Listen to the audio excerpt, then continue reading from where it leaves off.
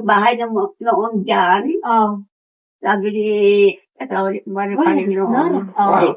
Oy, Patrick. Dolang. Oh. Dolang. Meron ng multo sa bahay niyo. Paggabi, meron ng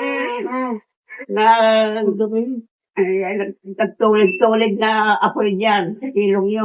Nang buutan ko na. Malasa ka ano ka.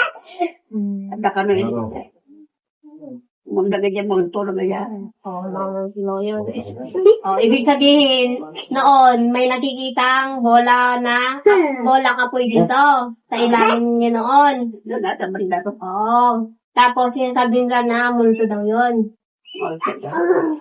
Ang sabi nila, kung makakita ng gano'n, meron daw binabantayan na kayamanan. Oh, may kayamanan gano'n dito. Meron na. Marami daw ang kayamanan nila. Oh, maraming kayamanan daw. Sabi ni, nandiyan ba pinidintan niya?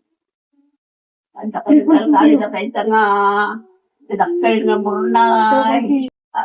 Dali, kabali babit ini, kasi sa kantina italyan niya.